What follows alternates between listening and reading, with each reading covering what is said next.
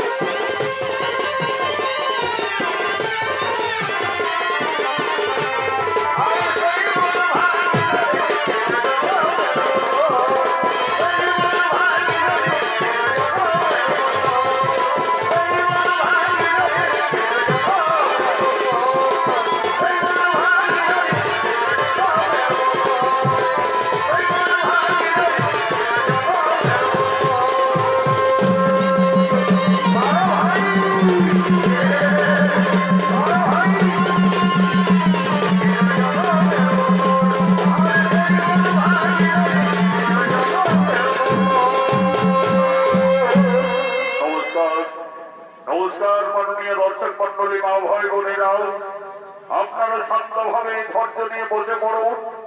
এরপর ভারতীয় জনকল্যাণ জনিত সমিতি অবস্থান সনদ মাহাতো সম্প্রদায় তৃতীয় নৃত্যপালা আপনাদের মহান মঞ্চে মঞ্চস্থ করতে চলেছে। নিত্যরূপে এই পালার নাম রাখা হয়েছে মা সীতার বনবাস হইতে পিতা পুত্রের মহারাজ।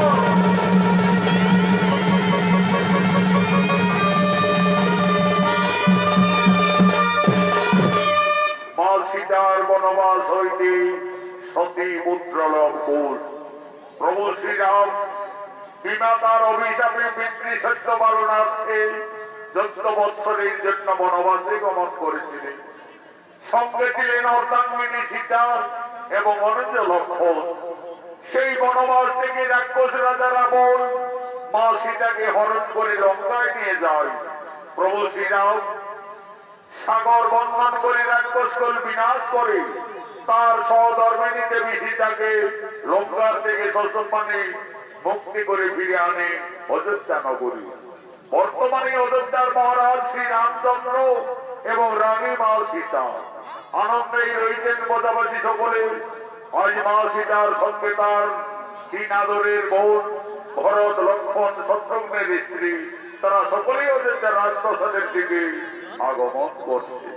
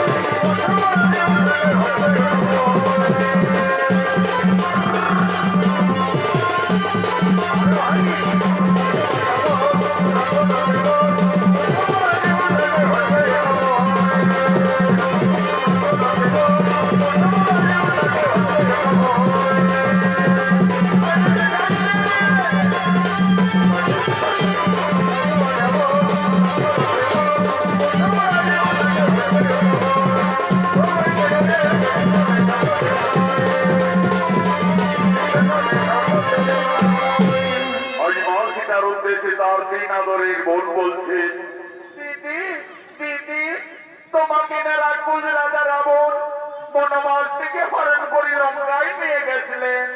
দিদি সকলেই বলে ওই রাক্ষস রাবণের নাকি 10টি ভঙ্গর মাথা ছিল, 20টি হাত ছিল। দিদি বলো না, সেই রাক্ষস রাবণ দেখতে কতই ভঙ্গর ছিলেন। পরিবর্ণা আমাকে ওই পাপিষ্ট রাক্ষস রাবণ বনবাস থেকে হরণ করে লঙ্কায় নিয়ে যায় ঠিকই, কিন্তু আমি কোনোদিন নরবলি ওই রাক্ষস রাজা রাবণকে দর্শন করেছিলাম না।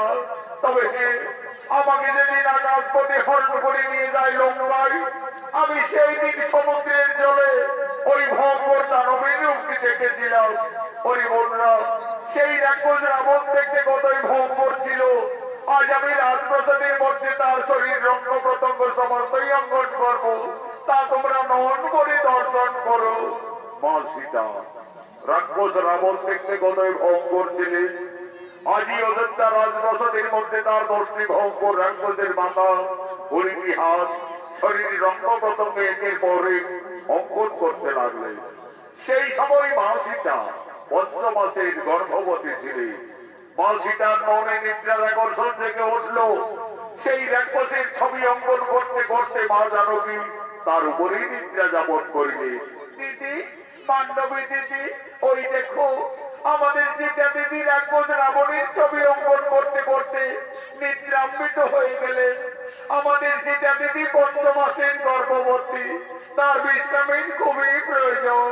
চলো দিদি, ততক্ষণে আমরা রাজপ্রাসাদের অন্তরালে যাই। চলো।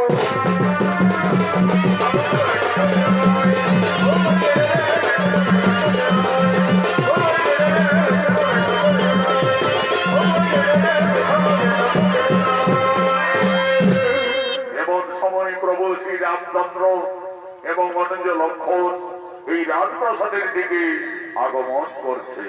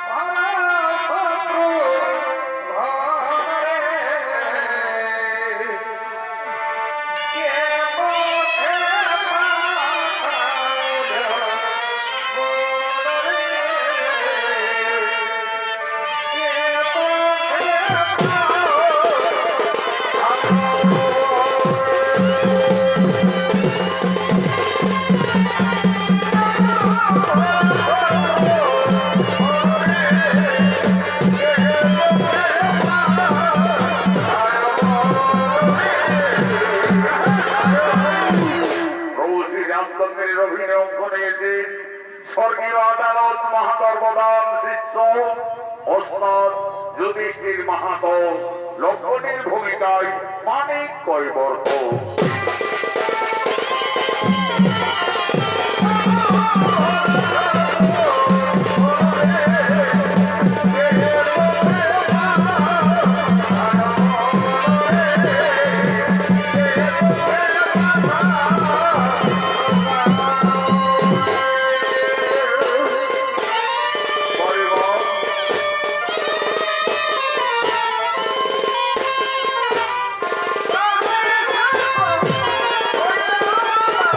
Oh!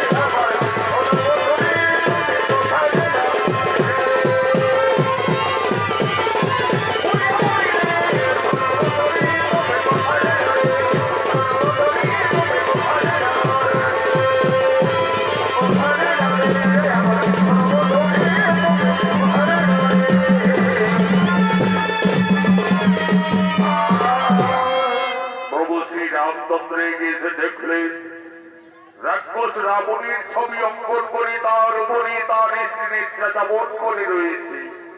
কি আমার সীতা ওইভাবে রাক্ষস রাবণের ছবি অঙ্কন করে রাজপ্রাসাদের মধ্যে অবগাহন করে রয়েছে কেন? না না না না না না, তা হতে পারে না, তা হতে পারে না। সীতা কেন রাক্ষস রাবণের উপরে বিরাজমান? তাহলে কি আমার সীতা সত্যি এই লঙ্কায় গিয়ে রাক্ষস রাবণের প্রেমে পড়েছিল? হয়তো সীতা রাবণ রাজাকে কোনো ভুলতে পারেনি যে তার ছবি অঙ্কন করে সীতা এখনো তার উপরে বিরাজমান। না না না না না না, আমার সীতা অসতী, এই সীতা কলঙ্কিনী, যার জন্য আমরা দুই ভাই দিবারাত্রি বনে বনে কেঁদেছি, যার জন্য আমি ওখানে বলিরাজকে হত্যা করেছি, যার জন্য লক্ষ লক্ষ মানুষ সেনাতঙ্কে করে রাক্ষস কুল বিনাশ করে যে সীতাকে লঙ্কার থেকে মুক্তি করে অযোধ্যায় ফিরে এনেছি, আজ সেই সীতা রাবণের ছবি অঙ্কন করে রাজপ্রাসাদের মধ্যে নিদ্রা যাপন করে রয়েছে। না না না না, আমার সীতা কলঙ্কিনী, এই সীতা বিচারিণী। কোথায় ওরে প্রাণের ভাই লক্ষ্মণ?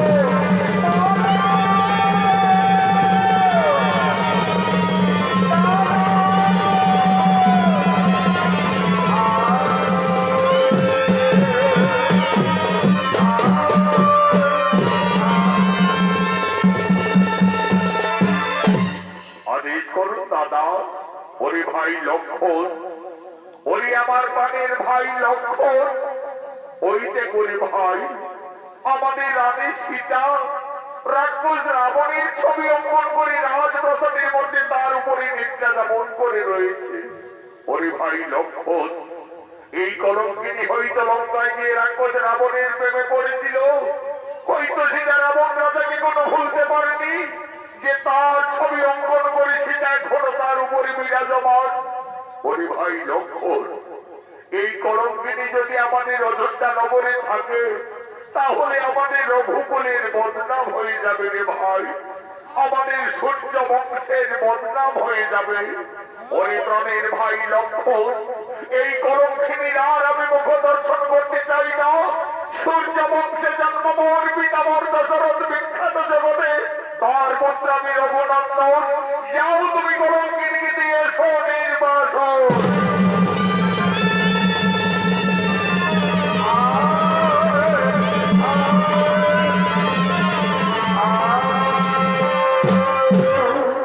দেবী তুমি একই করলে দেবী, তুমি আজ আমাদের অযোধ্যার পবিত্র মাটিকে কুলসিত করে দিলে।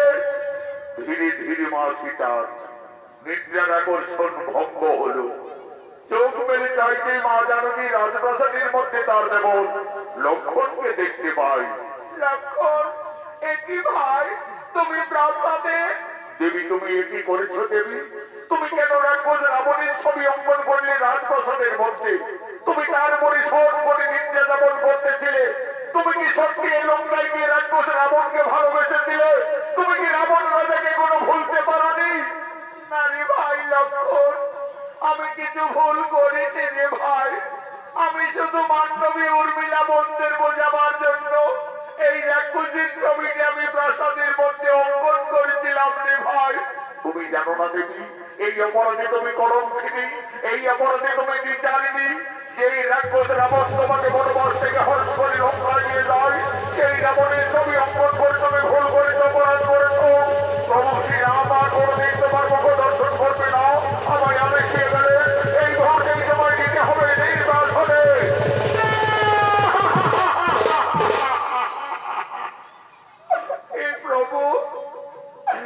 প্রভু রঘুনাথ, আজ তুমি আমাকে বিনা অপরাধে কলঙ্কিনী সাজালে। এই স্বামী, তুমি তো আমাকে লঙ্কার থেকে ফিরে এনে আমাকে সকলের উপস্থিতিতে অগ্নি পরীক্ষা করিয়েছিলে প্রভু। সবকিছু যেন আজ আমি জানিছি। ওরে ভাই লক্ষ্মণ, তোমার দাদা যখন আর আমার মুখ দর্শন করতে চাই না, তাহলে আমার এই অযোধ্যা নগরী থাকার প্রয়োজন হবে না রে ভাই।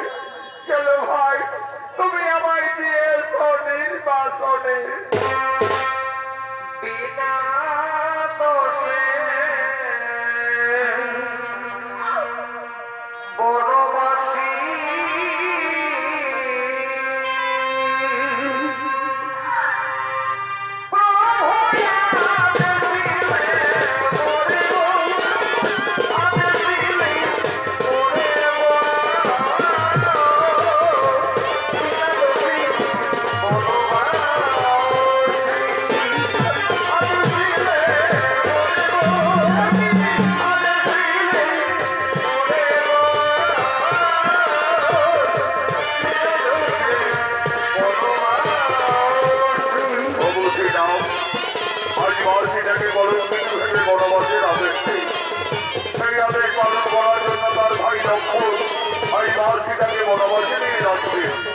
আমি আগে চলেছে লক্ষণ, আজ মনের সত্যি মা সীতা ভেবে গেছে বনবাসী যাচ্ছে।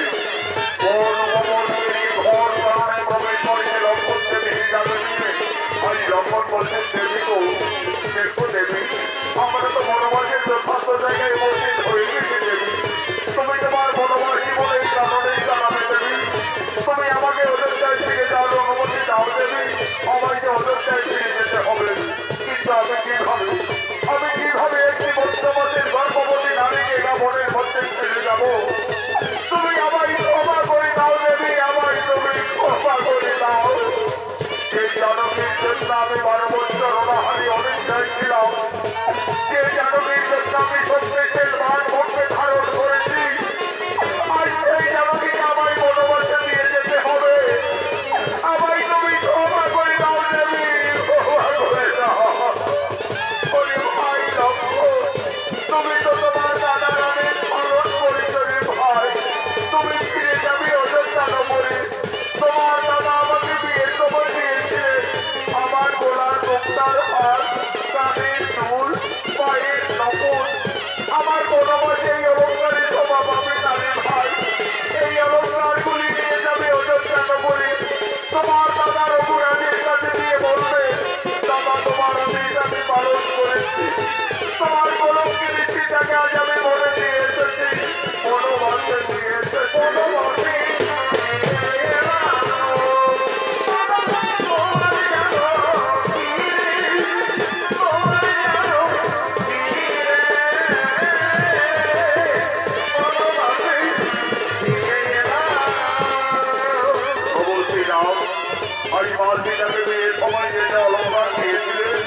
মনের লোককে মা জানকী কেটে কেটে বনবাসে শরীরের সমস্ত অলঙ্কার একের পর এক লক্ষণের হাতে তুলেছিলেন।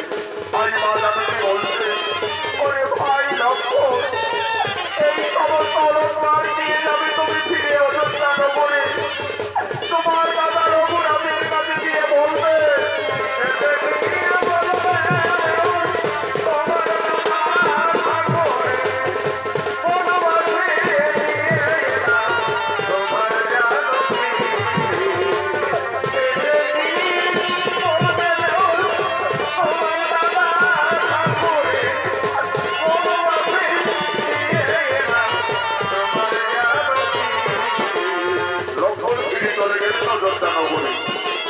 আজ মা সীতা সর্বহারা জনক দক্ষিণী বনবাসিনী।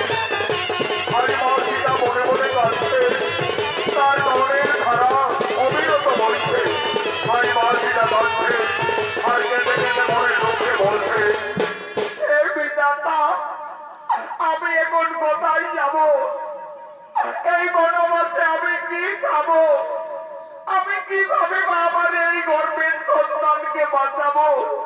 না না না না না, আমি আর কোথাও যাব না। আমার বেঁচে থাকার চেয়ে আমার মরে যাওয়াই ভালো হবে, আমার মরে যাওয়াই ভালো হবে।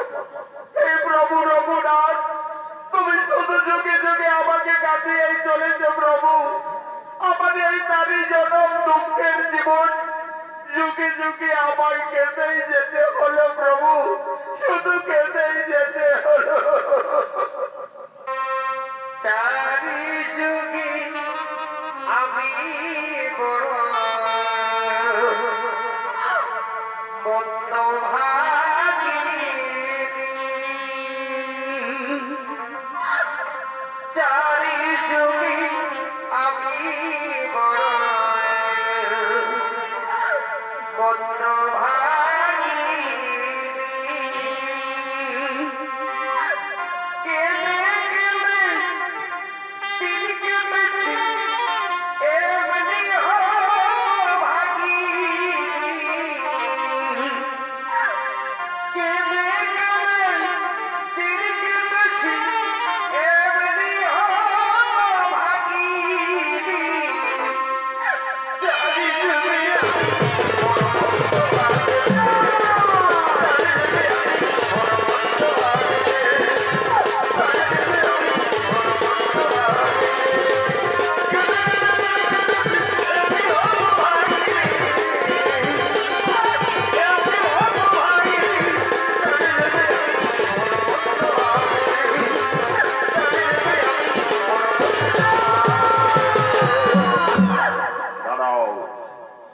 তুমি ঘোর নির্জন কারণে কাঁদতে কাঁদতে মনে দুঃখে প্রাণ বিসর্জন দিতে যাচ্ছ। তুমি জানো না নারী, মানব জীবনে আত্মহত্যা মহাপাপ। বাবা, আমার বেঁচে থেকে কিছু লাভ হবে না যোগী বাবা। আমার স্বামী আমাকে বিনা অপরাধে কলঙ্কিনী ভেবে আমাকে বনবাসে পাঠিয়েছে বাবা। আমি সংসার হারা জনক নন্দিনী সীতা। মা সীতা, তুমি বনবাসে এসেছো মা?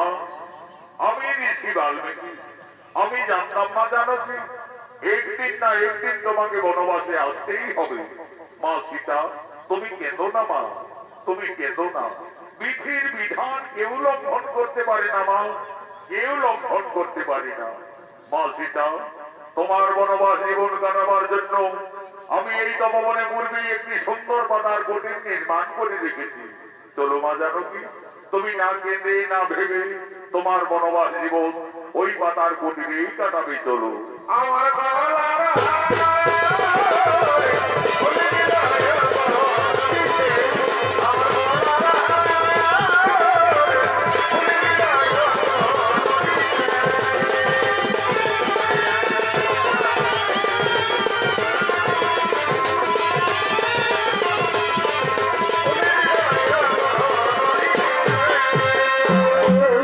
মা সীতা তার বনবাস জীবন ঋষি বাল্মীকির তপবনে কাটাতে শুরু করলেন। মা সীতার গর্ভের যখন 10 মাস 10 দিন পূর্ণ হয়ে যায়, সুন্দর একটি পুত্র সন্তানের জন্ম দিলেন। আদর করে যোগী বাল্মীকি সেই ছেলের নাম রাখলেন লব। লব দিনের পর দিন মুনির আশ্রমে বড় হয়। আজ যোগী বাল্মীকি যোগ সাধনার জন্য তপবনের থেকে ঋষিবন আগমন করছে।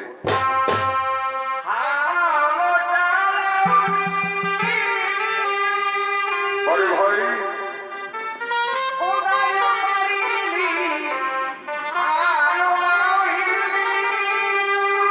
আচ্ছা আচ্ছা,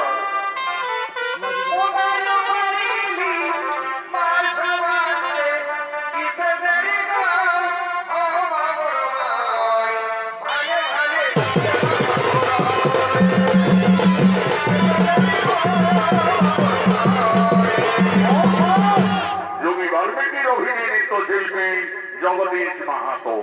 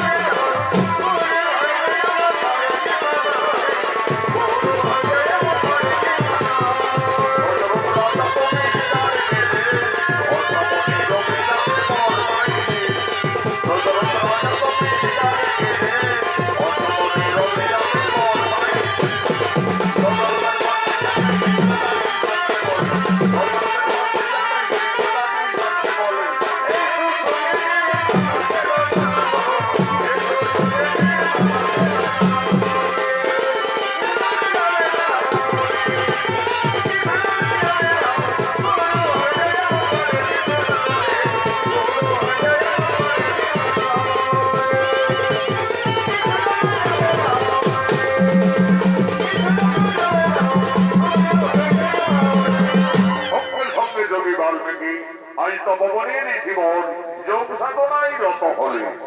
ওম নমো শ্রী ব্রহ্মদেবায় নমো নমঃ। ওম নমো শ্রী ব্রহ্মদেবায় নমো নমঃ।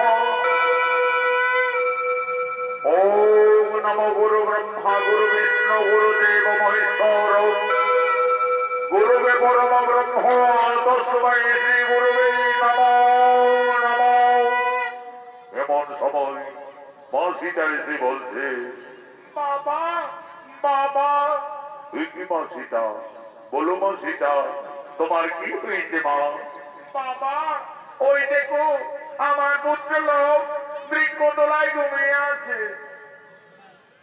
আমি এখন ওই সরোবর থেকে স্নানের জন্য ফিরে আসছি বাবা।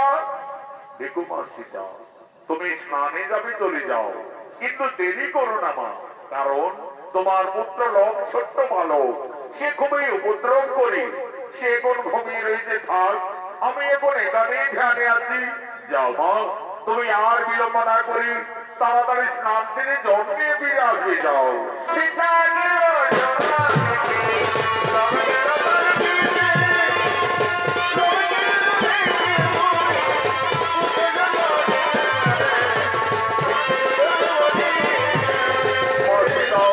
সর্বদে স্নানে চলে গেলে যদি বাল্মীকি বসলেন পুনরায় ছাড়ে, এমন সময় লোভের ঘুম ভেঙে যায়। লোক তার মায়ের ভিতরে ভিতরে ছুটে চলে গেলেন এই সরোবর থেকে। মনির ধ্যান ভঙ্গ হল। মনি দেখছেন সেখানে লোক নেই। এ কি, লোক তো বৃক্ষতলায় ঘুমিয়েছিল, তাহলে ছেলেটি হঠাৎ গেল না কোথায়? ওই লোক, তুমি কোথায় গেলে? ফিরে এসো। না না না না না, লোককে এই তপবনে কোথাও দেখতে পাওয়া যাচ্ছে না। তাহলে কি কোনো হিংস্র জন্তু ছেলেটাকে খেয়ে ফেললো নাকি রে বাবা? তাহলে তো সর্বনাশ হয়ে যাবে। সীতা সংসার হারা জনম দক্ষিণী বনচারিণী, তার একমাত্র সম্পদ তার পুত্র লোক। লোককে বৃক্ষতলায় ঘুমিয়ে রেখে মা সীতা সরোবরে স্নান করতে গেছে। ফিরে এসে তার পুত্রকে না দেখতে পেয়ে নিশ্চয়ই মা জানকী কেঁদে কেঁদে পুত্র সঙ্গে প্রাণ ত্যাগ করবে।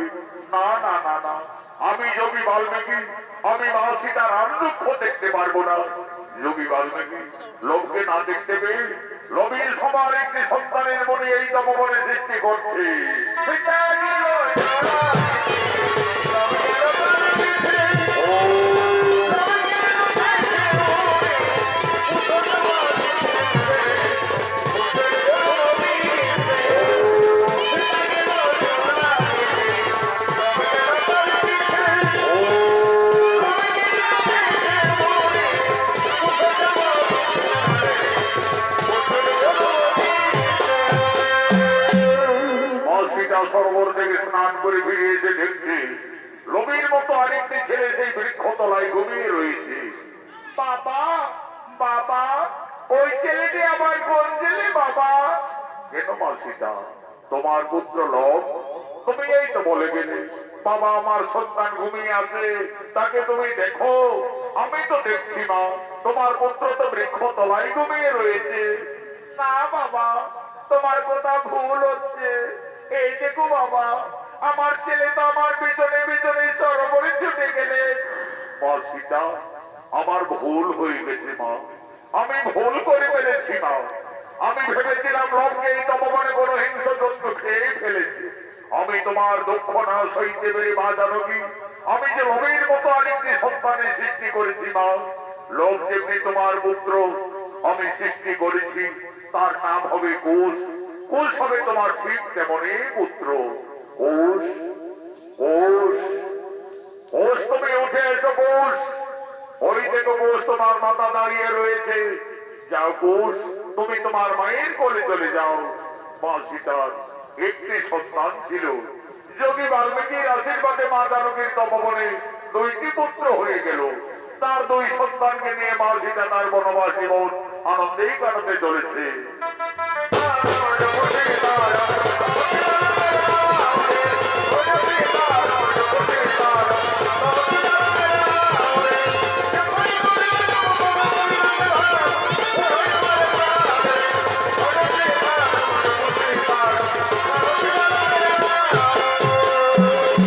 এদিকে অযোধ্যায় মহারাজ শ্রীরামচন্দ্র অশ্বমেধ যজ্ঞের আয়োজন করেছে।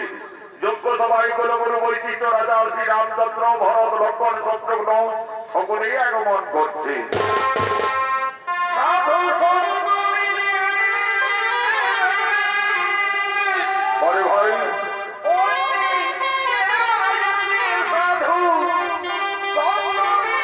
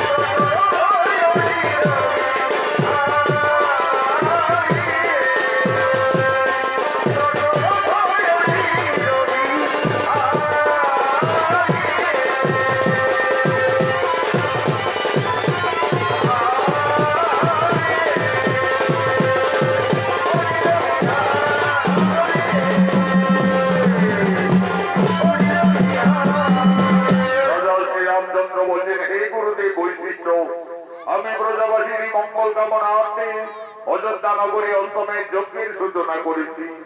আপনি আর বিলম্ব না করে রীতি নিয়ম অনুযায়ী আপনি যজ্ঞ আরম্ভ করুন। রাজা শ্রীরামচন্দ্রের রথে যে কুলগুরু বৈশিষ্ট্য সঙ্গে সঙ্গে অযোধ্যা নগরী অষ্টমের যজ্ঞ শুরু করলেন। ও নমো অগ্নিদেবায় নমো নমঃ। ও নমো স্বাহা। যজ্ঞ সভায় অষ্টমীর যজ্ঞের ঘোড়া আগমন করছে।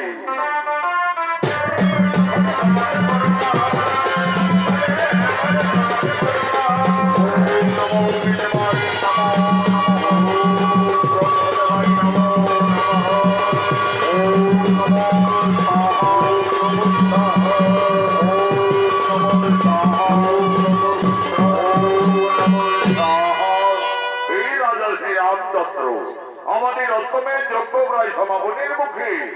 আর বিলম্ব না করে আপনি ওই ঘোড়ার কপালে সন্না করে লিপিবদ্ধ করুন। এই ঘোড়া অযোধ্যার মহারাজ শ্রী রামচন্দ্রের অষ্টমের যজ্ঞের ঘোড়া। এই ঘোড়া পূর্ব পশ্চিম উত্তর দক্ষিণ যতদূর পরিভ্রমণ করবে ততদূর রাম রাজত্ব বলে পরিচিত থাকবে। আর যদি কেউ বাহুবলে ঘোড়াকে বন্দী করে তাহলে রাজা শ্রী রামের সঙ্গে যুদ্ধ করতে হবে। কুলগুরু বৈশিষ্ট্যের আদেশে রাজা শ্রী রামচন্দ্র অশ্বমের যজ্ঞের ঘোড়ার কপালে লিপিবদ্ধ করিলেন। ঘোড়া যজ্ঞস্থল থেকে যাচ্ছে, ঘোড়ার পিছনে পিছনে অযোধ্যার সমস্ত সেনারা যেতে লাগলেন।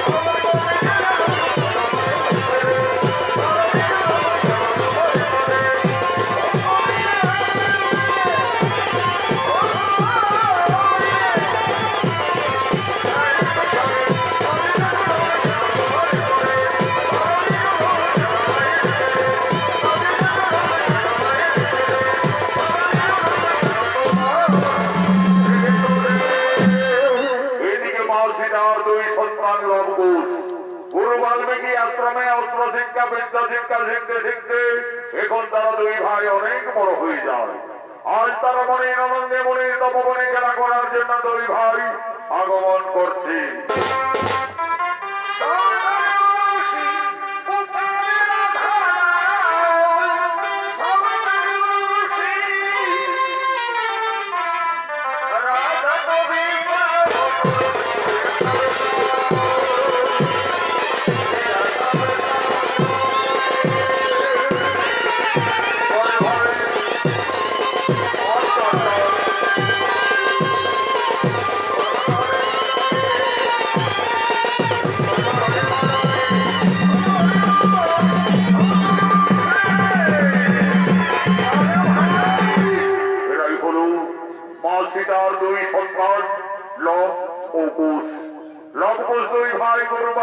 আশ্রমে অস্ত্র শিক্ষা বিদ্যা শিক্ষা শিখতে শিখতে এখন তারা দুই ভাই অনেক বড় হয়ে যায়।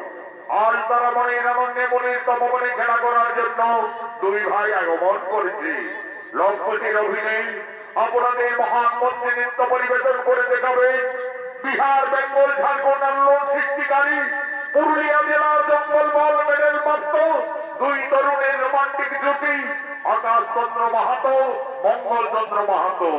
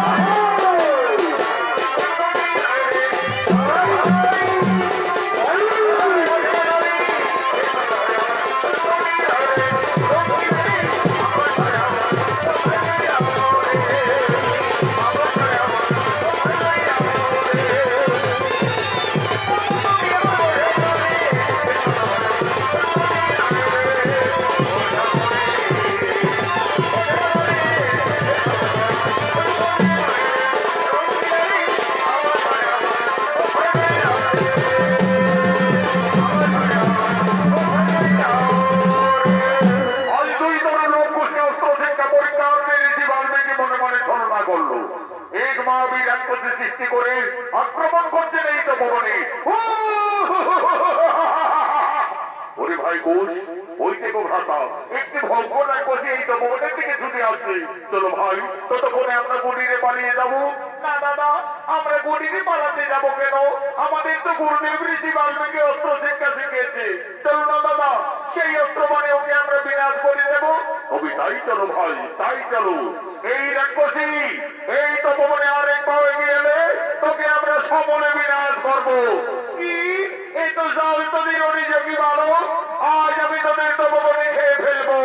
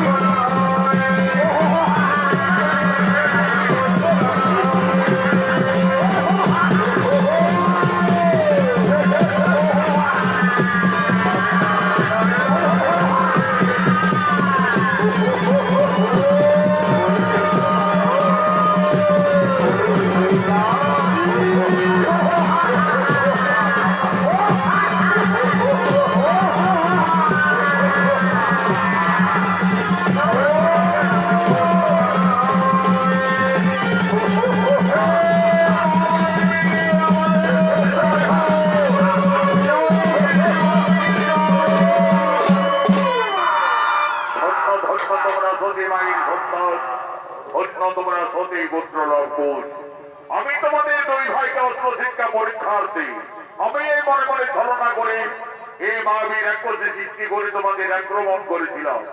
আমার শিক্ষা অস্ত্র মানি তোমরা এই তরুণ বয়সে যথার্থ মহাবীরকে বিনাশ করিলে, ওকে তোমরা সংহার করিলে। পরিলক্ষুষ তোমরা দুই ভাই রণশিক্ষায় উত্তীর্ণ। তোমাদের আশ্রমে বিদ্যা শিক্ষা অস্ত্র শিক্ষা সকলেই সম্পন্ন। কালকে আমি তিথি যোগে দুই ভাইকে মহামন্ত্র দান করব। কিন্তু দেখো লক্ষুষ, গুরু বাল্মীকির আশ্রমে শিক্ষার পরে যৎকিঞ্চিৎ গুরুদেবের চরণ তলে গুরু দক্ষিণা দিয়ে আশীর্বাদ চেয়ে নিতে হয়। মনে রাখবে কালকে তোমাদের দুই তরুণের গুরু দক্ষিণা আছে। তাই হবে ঋষিবর, কালকে আমরা আশ্রমে আসার সঙ্গে সঙ্গে আমাদের মাতা জননীর কাছ থেকে যথার্থই গুরু দক্ষিণা নিয়ে আসবো। দেখো লক্ষুষ, মনে থাকে যেন কালকে তোমাদের গুরু দক্ষিণার দিন।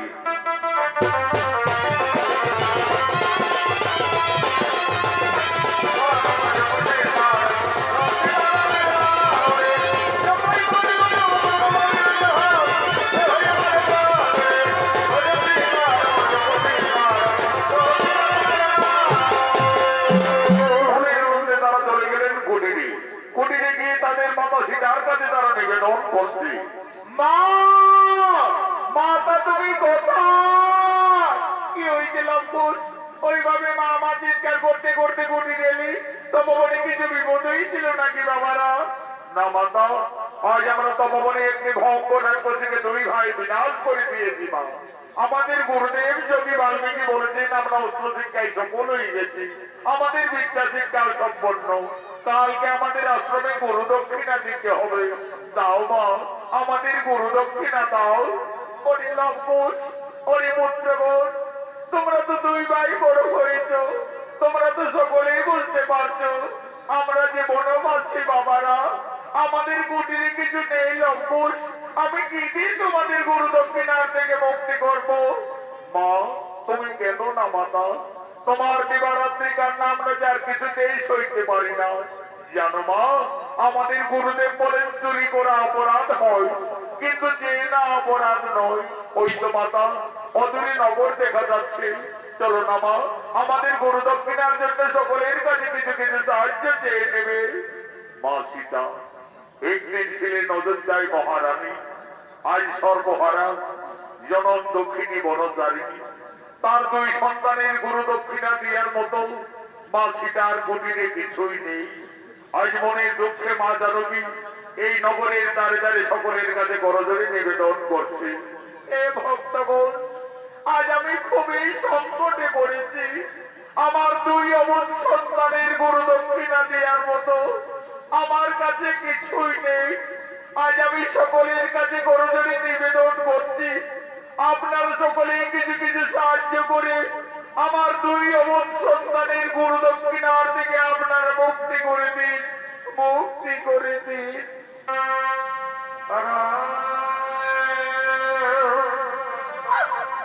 সিয়া সিয়া রাম জয় জয় রাম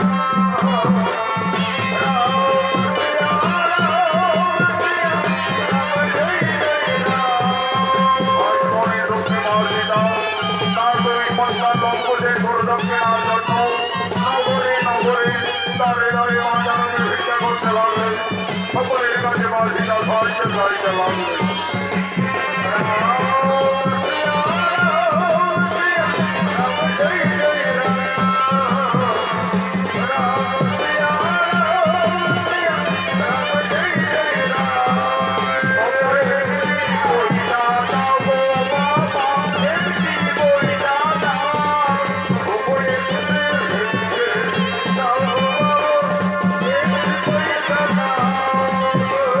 মাতা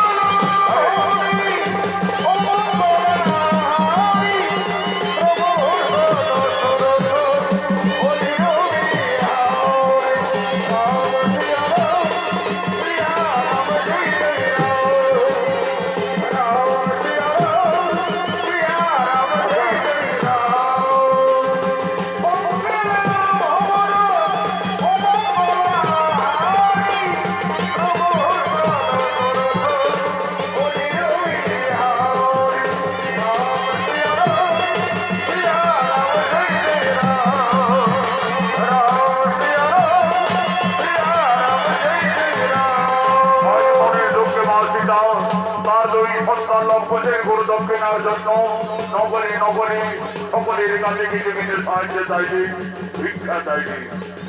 সকলের মনে দয়া হলো, যে যেমন পারলে লম্পটের গরু দক্ষিণার জন্য সকলে কিছু কিছু আর্থিক সাহায্য করলেন।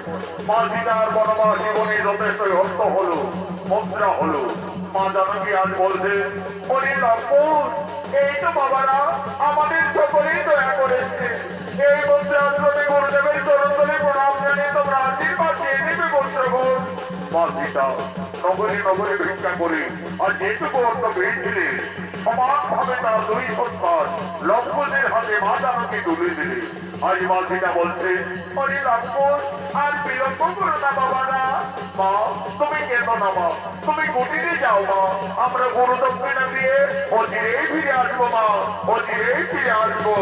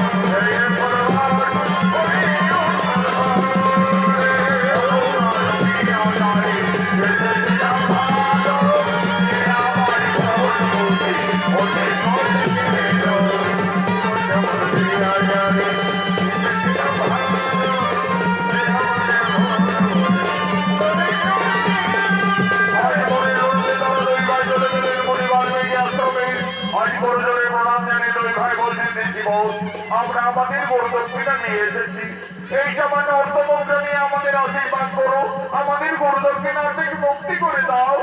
ধন্য ধন্য তোমরা সতী মায়ের ধন্য, ধন্য সতী পুত্রর কুল।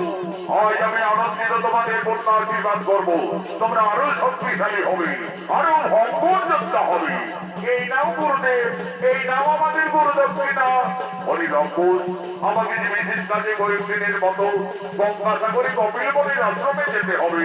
আমি এই তপবনে ফিরে আসা না পর্যন্ত তোমাদের হাতে এই তপবন রক্ষার দায়িত্ব ভার দিয়ে যাচ্ছে। আমার আদেশ তোমরা পালন করে যাবে, আমি যেন ফিরে এসে কিছু এই তপবনে ক্ষতি না দেখতে পাই। তাই হবে গুরুদেব, আমরা দুই ভাই এই তপবনকে যথার্থই রক্ষা করে যাব, এই তপবনের কিছু ক্ষতি হতে দেব না। তাহলে লম্পট, আমি যাই বিশেষ কাজে কপিলবনির আশ্রমে।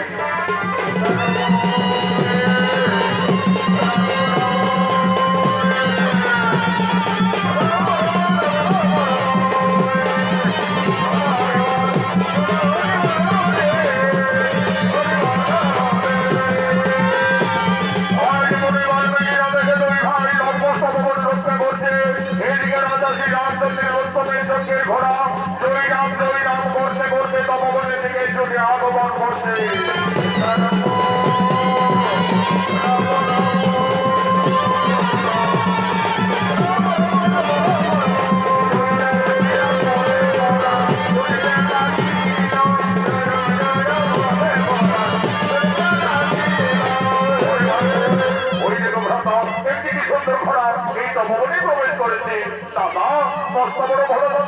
আমার ঘোড়ার পিড়ি আমার খুবই ইচ্ছে করে দাদা, আগে আমি একটু ঘোড়ার পিড়ি যাবো। ওরে ভাই কোচ, নামো নামো নামো। ওই দেখো, ওই ঘোড়ার মোবাইলে লেখা আছে, এই ঘোড়া অযোধ্যার মহারাজ শ্রী রামচন্দ্রের উত্তমের যজ্ঞের ঘোড়া। এই ঘোড়া যত দূর পরিভ্রমণ করবে অযোধ্যার সীমানা বলে পরিচিত থাকবে। আর যদি কেউ বাহুবলে ভর্তি করে, তাহলে রাজা শ্রী রামের সঙ্গে যুদ্ধ করতে হবে। দাদা, এই ঘোড়া তো আমাদের গুরু বাল্মীকির তপবনে প্রবেশ করেছে। আমাদের তো গুরুদেব এই তপবন রক্ষার দায়িত্ব ভার দিয়ে কপিলমুনির আশ্রমে চলে গেছে। চলো দাদা, গুরুদেবের আদেশে আমরা বন্দী করবো, প্রয়োজনে আমরা যুদ্ধই করবো। তবে তাই চলো ভাই, তাই চলো। হরি অন্ত, তুমি আমাদের তপবনের বন্ধু, আমাদের সঙ্গে খেলা করবে। চলো ভাই কোচ, আমাদের বন্ধু ঘোড়ার পিড়ি চলে, আমরা এই তপবনে খেলা করি।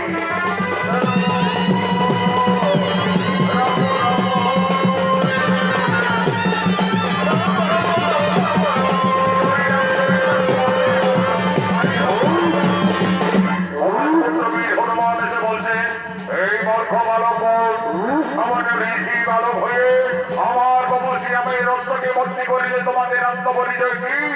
আমাদের পরিচয় আমরা তো সতী মায়ের সন্তান গুরু বাল্মীকির শিষ্য দুই ভাই লবকুশ। সতী মায়ের সন্তান অন্তর্জামী পবন পুত্র হনুমান বুঝতে পারলেন তাহলে এরাই হলো মাতা সীতার সন্তান। আমি এদের সাথে যুদ্ধ করবো না। যদি পরাজয় স্বীকার করি তাহলে প্রভু শ্রীরামের সঙ্গে মা সীতার এই তপবনে অবশ্যই মিলন ঘটবে।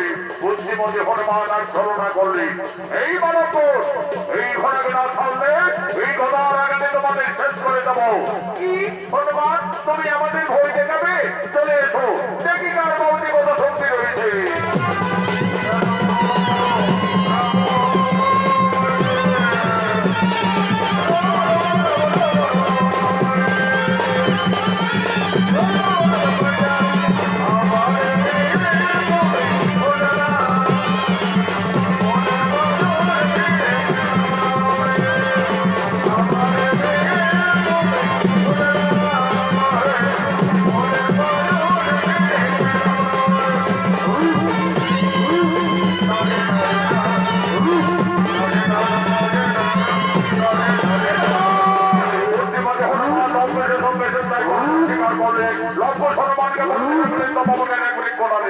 এমন সময় উপস্থিত হয়ে গেলেন সসৈনিক অযোধ্যার মহারাজ শ্রী রামচন্দ্র। হরিবালক এই ঘোড়া আমার অশ্বমেধ যজ্ঞের ঘোড়া, এই ঘোড়াকে তোমরা মুক্তি করে দাও, না হলে আমাদের সঙ্গে রণ করতে হবে। হ্যাঁ হ্যাঁ আমরা বিনা যুদ্ধে না ছাড়িব এই অশ্বমেধ যজ্ঞের ঘোড়া।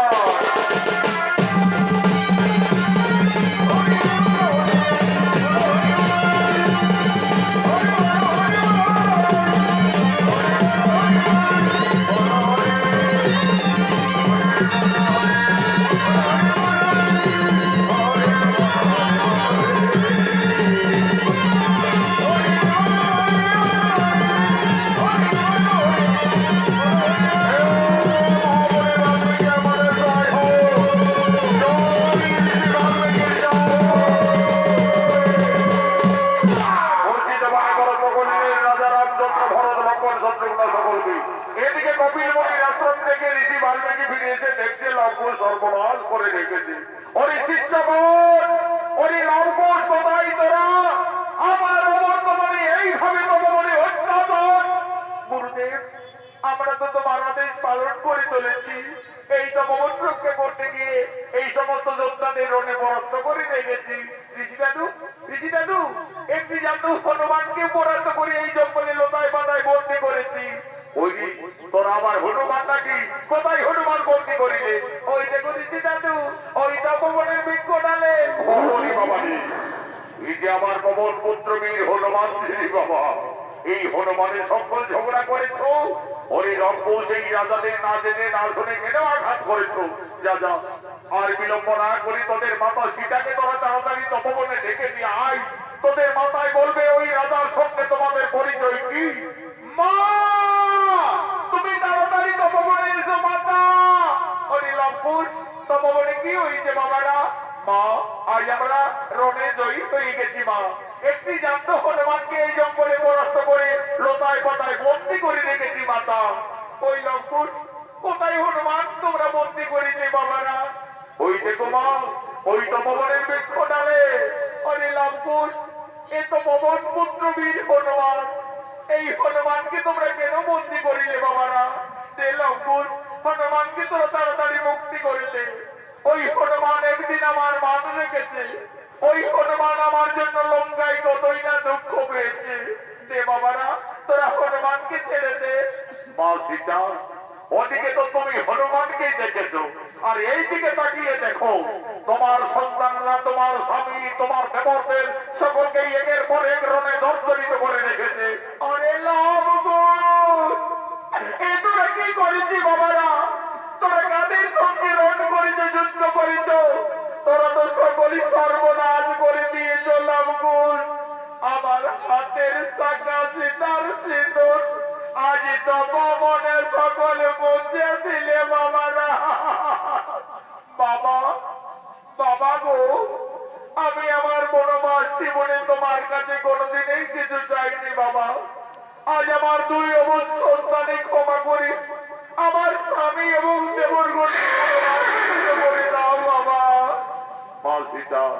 তুমি শান্ত হো মা, তারা কেউ মারা যায়নি, লবকোষের রণে পরাস্ত হয়ে জ্ঞান হারা অবস্থায় এই কারণে পড়ে আছে।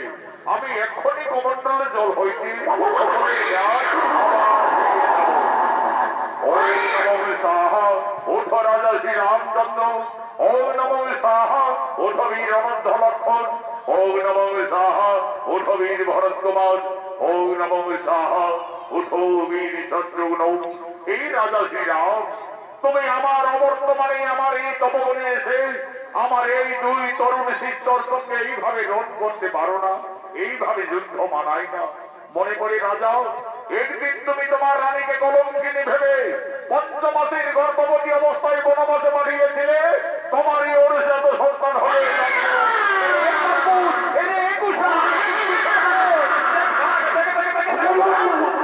দেখো লক্ষ্য, যাদের সঙ্গে তোমরা ঝগড়া করছো, যুদ্ধ করছো, তারা নাকি তোমরা কি জানো যেন তারা তোমাদের এই বংশের লোক, সম্পর্কে সকলেই তোমাদের কাকা। আর যে রাজার সঙ্গে তোমরা রণে জর্জরিত, ওই রাজা শ্রী রাম হলো তোমাদের জন্মদাতা পিতা। গুরুদেব, ওই রাজা আমাদের পিতা? হে লঙ্কুল, তোমরা তো রাজপুত্র।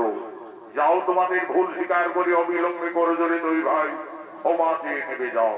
পিতা, পিতা আমাদের ক্ষমা করি দাও পিতা, আমরা ভুল করে রণ করেছি। পরিলঙ্কুল, আজ আমার মনে পড়েছে বাবারা, আমি যদি রাক্ষসকুল বিনাশ করি আমার সীতাকে লঙ্কার থেকে অযোধ্যায় ফিরিয়ে এনেছিলাম, সেই দিন রাবণের মাতা নিকোষা কেঁদে কেঁদে আমায় অভিশাপ দিয়েছিলেন।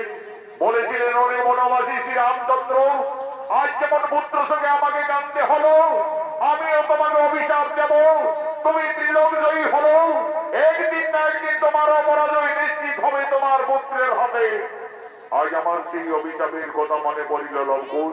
তোমরাই আমার পুত্রগণ, এসো বাবারা, আমার ভক্তি এসো। মা সীতা, আর তুমি কেঁদো না মা, তোমার বনবাস জীবন শেষ হয়ে গেল মা, তোমার আনন্দের দিন এসেছে। যাও মা সীতা, তোমার প্রভু তোমার পরিবারের সকলেই তোমার অপেক্ষায় দাঁড়িয়ে রয়েছে। রাজা শ্রী রামচন্দ্র একদিন মা সীতাকে কলঙ্কিনী ভেবে ক্রোধবশত পঞ্চমাসের গর্ভবতীর সময় বনবাসে পাঠিয়েছিলেন। ঋষি বাল্মীকির বিদায় ফিরে পেলেন তার স্ত্রী সন্তানদের, আনন্দ হলো। রাম ভক্ত পবন পুত্র বীর হনুমান বলছেন, বলো বলো সেনাপতি রাজা শ্রী রামচন্দ্র,